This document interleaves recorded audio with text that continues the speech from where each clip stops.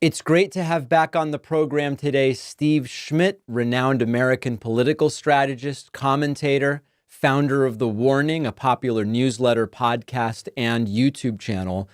Well, Steve, I don't know where to start. I think one place is one of the reactions I'm now seeing from some on the Trump supporting right is to say that a lot of our worst fears are kind of hyperbolic. And often they will say, you know, the first term didn't actually see all of the things we worried would happen, and therefore this term won't either. You put out videos before the election, including Steve Schmidt explains why Donald Trump will become the next Hitler if he wins. Trump will be the end of America. Talk to us. Is there a hyperbolic or sensational element to that, or are those your literal beliefs?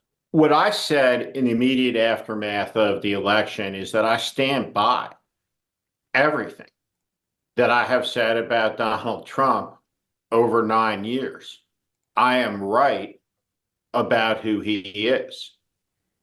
Donald Trump campaigned as a fascist. The campaign was repugnant, race baiting, dishonorable. And here's reality. 74 million of us voted against it. We said no. We have representation in this country. We have rights in this country, including the right to oppose, the right to assert conscience, to dissent, and to say no. Couple more million people voted for Donald Trump, and we can talk about that. Now, what I did say is I'm going to be very clear and precise with regard to my use of language. Until he governs as a fascist, I will not say that Donald Trump is governing as a fascist. Campaigning as a fascist is different than governing as a fascist. Right. But there are no people that I'm aware of that have campaigned as a fascist who have not governed as a fascist.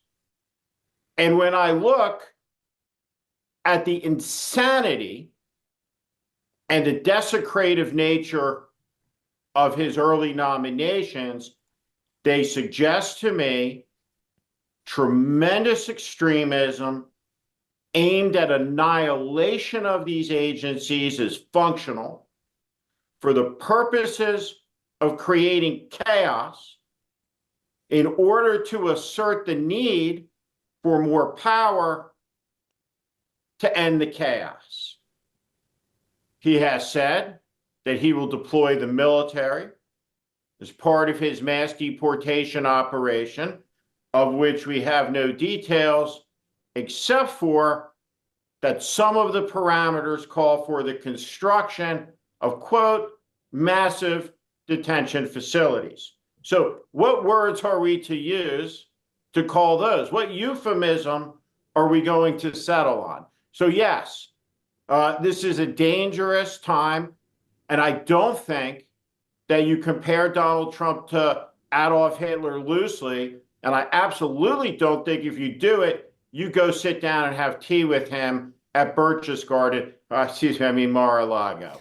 As far as what now happens both to anti-Trump Republicans, but also what I call the demoralized and despondent left, many of whom I'm hearing from regularly, who say, I start gagging when you tell me about let's look at 2026. It's just, I just can't now go, we're going to get him and let's start figuring out and let's talk about who'll run in 28. It's just a huge swath of my audience is like, no. This was so devastating. I'm out for a while.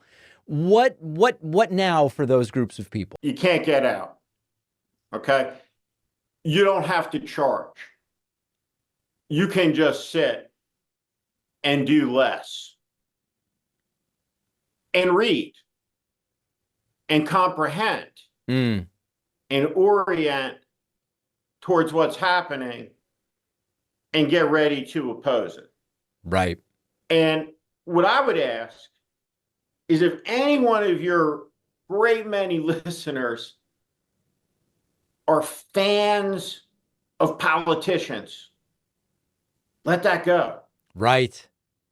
Don't trust any of them. Be skeptical of power.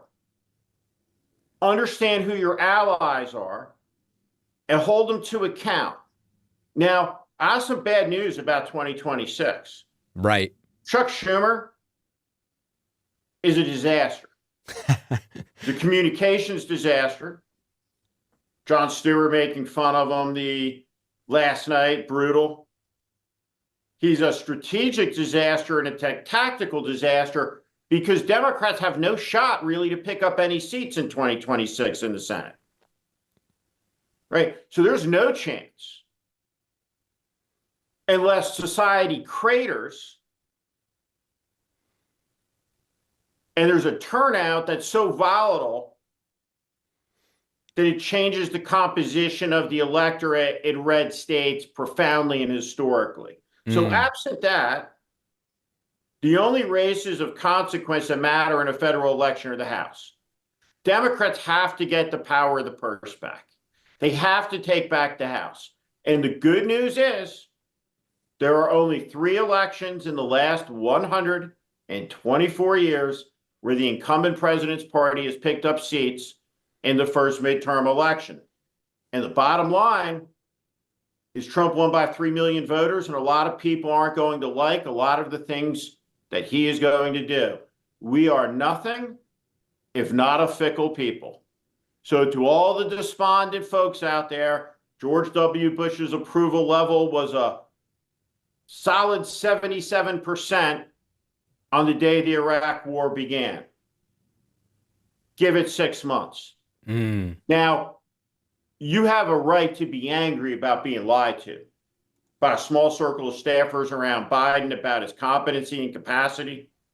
You got a right to be angry about corporate media and Joe Scarborough and the constant bullshittery and the access media. And you got a right to be mad as hell about the Democratic politicians who won't fight, who can't see it coming, who will accommodate what needs confrontation, and who will normalize what is deeply, deeply wrong.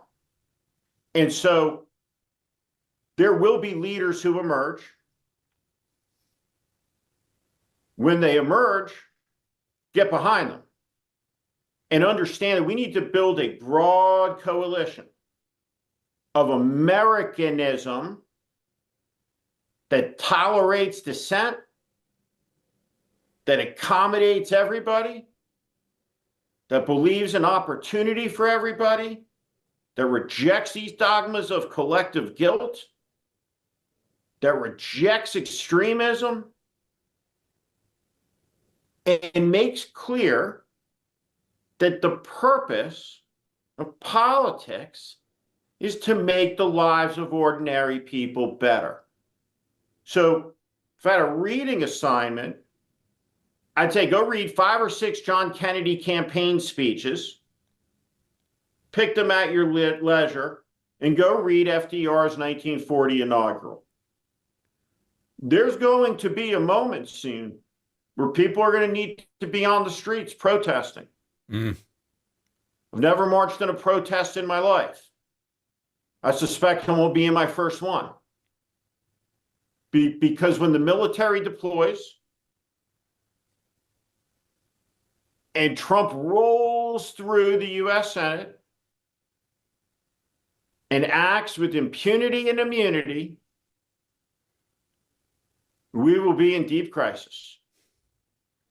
And Americans have an absolute right, a God-given one, in fact, to stand, to oppose, to defy, and to say no. Rest up. It's coming. I'm Steve Schmidt. This is The Warning, and I invite you to subscribe on our Substack, on our YouTube channel. Follow us. Welcome to the community.